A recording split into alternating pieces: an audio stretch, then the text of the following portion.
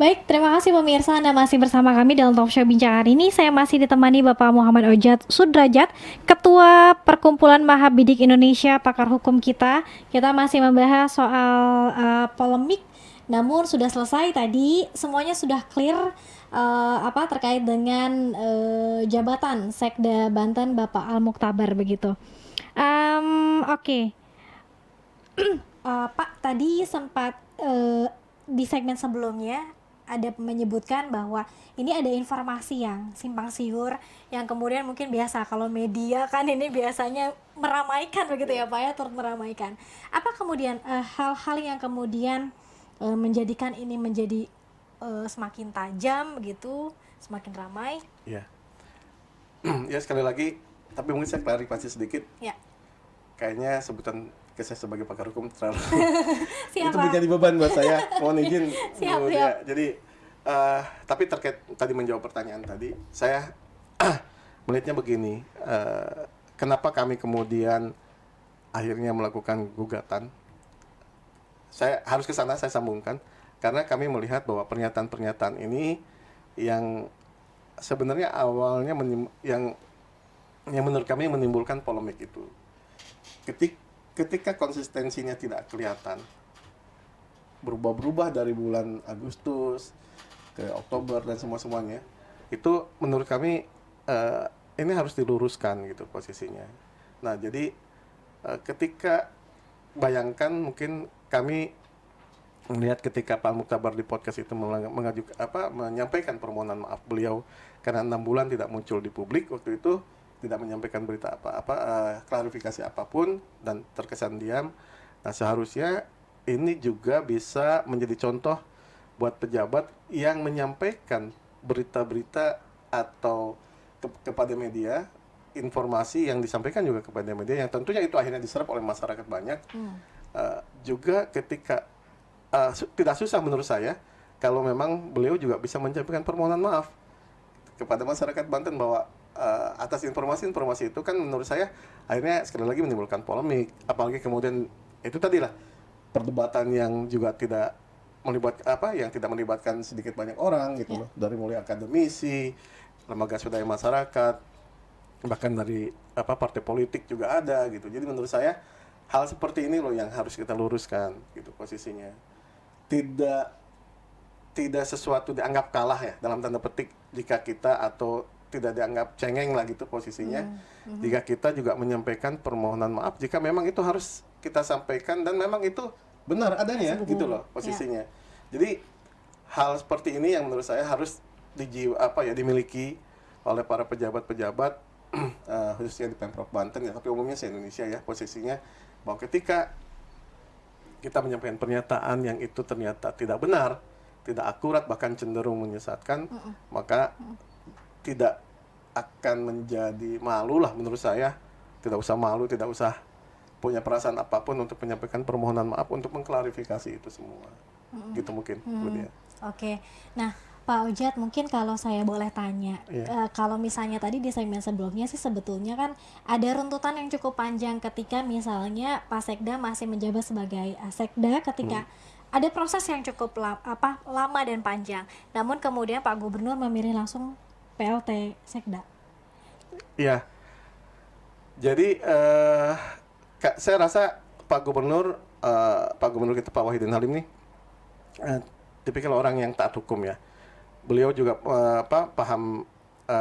paham sekali ketika aturan-aturan yang memang beliau seorang birokrat lama kan ya, dari mulai di Kota Tangerang yang kita ketahui sama-sama sampai dengan menjabat Pak Gubernur Provinsi Banten. Akan tetapi kan tentunya beliau juga punya keterbatasan dan harusnya ini informasi-informasi yang disampaikan ke beliau, masukan-masukan ke beliau juga harusnya kan diberikan yang tepat posisinya. Jadi kalau saya melihat mungkin terkait polemik kemarin itu, ya saya menduga sekali lagi ini dugaan saya karena mungkin beliau mendapatkan informasi yang tidak tidak sesuai pada proporsinya. Artinya bagaimana sih posisinya ketika seseorang PNS yang mengajukan permohonan pindah itu, apakah ini bisa dianggap sebagai mengundurkan diri atau tidak?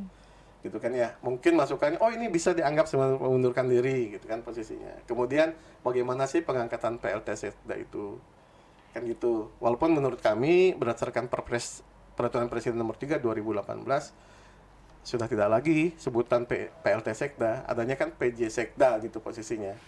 Nah kemudian boleh nggak sih mengacu kepada dasar hukumnya Surat Edaran BKN nomor 1 tahun 2021 gitu kan. Itu kan yang dijadikan dasar pengangkatan PLT Sekda kemarin.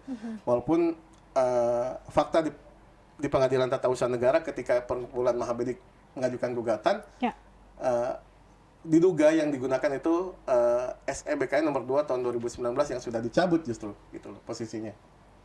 Nah, apakah itu tepat atau tidak penggunaan dasar hukum itu? Karena menurut pendapat kami di SE BKN baik nomor 2 maupun nomor 1 disebutkan di angka 15 kalau tidak salah menjelang halaman akhir itu bahwa terkait Sekda tetap mengacu kepada Perpres 3 2018. Jadi akhirnya artinya begini, sekali lagi seharusnya tim yang mempersiapkan kemarin itu juga memberikan masukan yang sebenarnya lah, proporsional, bahwa ini lupa aturannya, ini begini loh. Nanti konsekuensinya kalau nggak begini kan begini. Nah, sehingga tidak menimbulkan polemik gitu. Ya. Gitu mungkin ya. Oke. Nah, Pak Ojat, kalau misalnya kita tanya PLT Sekda kemarin resmi atau tidak? Nah, ini sebenarnya materinya udah hukum banget ya.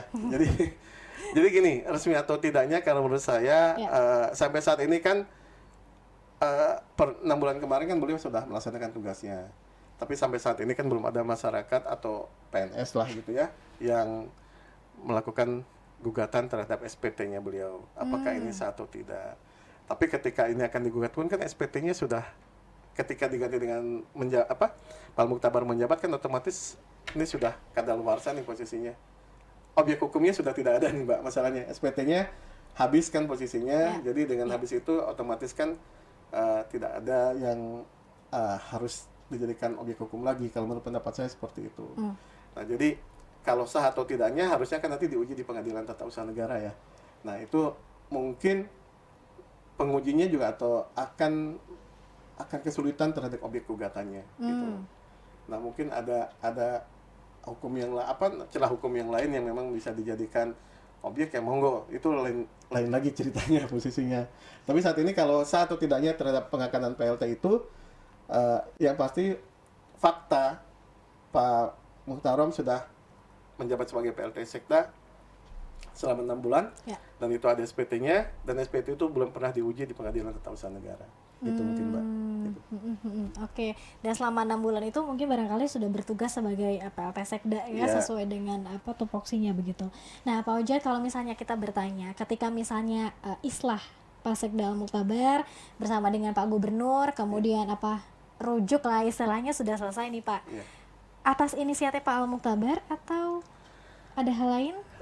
Saya rasa sepengetahuan saya ya. Sepengetahuan saya kedua-duanya kan memang birokrat sejati lah kalau menurut saya. Jadi mungkin kedua-duanya berpikir juga beliau-beliau ini berpikir toh kalaupun ini berkepanjangan kan tidak baik juga menjadi contoh buat masyarakat Banten. Dan kedua-duanya sebenarnya punya misi yang sama, bagaimana mensejahterakan rakyat Banten, bagaimana tujuannya agar Banten ini maju kan gitu posisinya.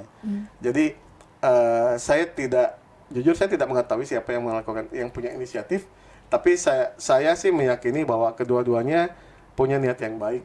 Artinya niat yang baik itu bagaimana ketika mereka islah ini akhirnya kan konsentrasinya tertuju kepada masyarakat Banten gitu.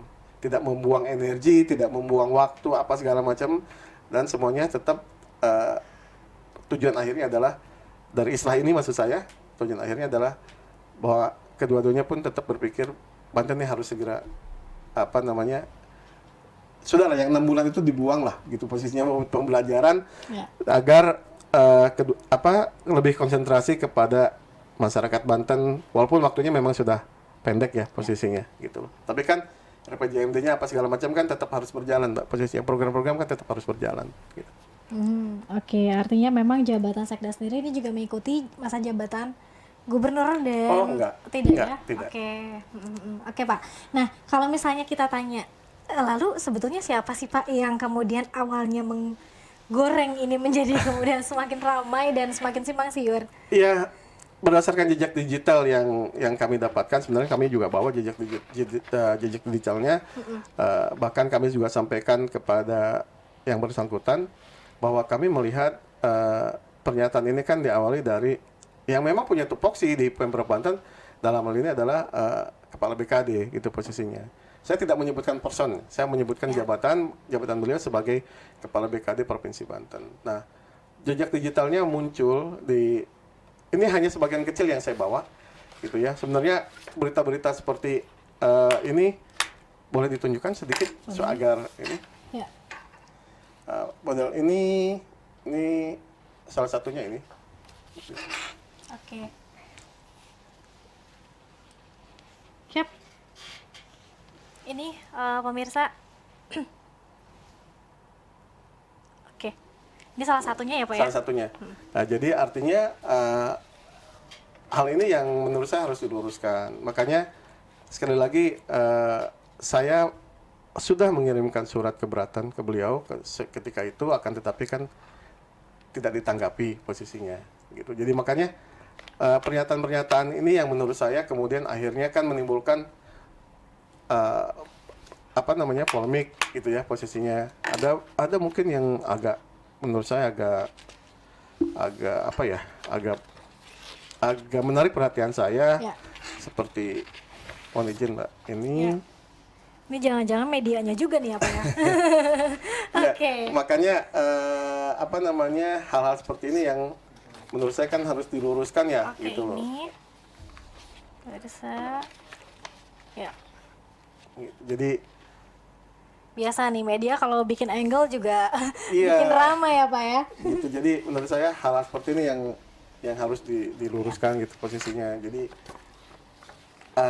ketika kenyataannya kemudian berbeda 180 derajat gitu posisinya. Nah, ini kan menjadi hal yang menjadi hal yang menurut pendapat saya jangan diulang lah.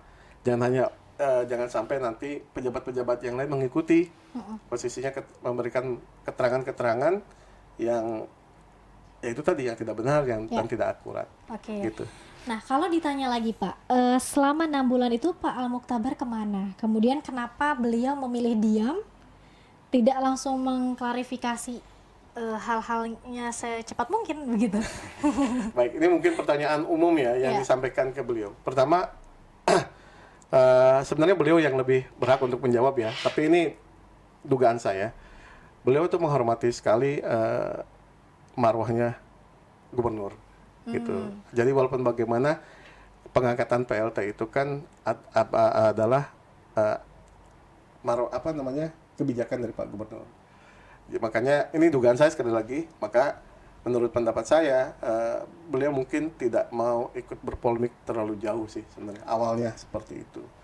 Akan tetapi kan kemudian mungkin beliau sepengetahuan saya juga absen, maksudnya absensinya tetap jalan di Pemprov Banten. Walaupun kemudian konon katanya sidang disiplin itu karena beliau tidak masuk atau apa, tapi beliau punya bukti bahwa beliau itu absen di Pemprov Banten. Nah, cuma mungkin ketika itu di mana beliau di tempat bekerja atau di mana ditempatkan apa segala macam, saya tidak tahu Mbak. Yang pasti beliau yang lebih tahu posisinya, karena memang waktu itu kan setelah quote and quote diberitakan menjadi staf di BKD itu, kemudian diberitakan sudah resmi pindah ke Kemendagri, yang pasti beliau masih tetap absen di Pemprov Banten. Ya. Oke Pak Ojat, kita masih ada satu segmen, nanti Siap. kita akan lanjutkan dan kita akan lihat beberapa pertanyaan yang sudah mampir di kanal YouTube Sultan TV. Pemirsa, tetap bersama kami dalam Bincang Hari Ini.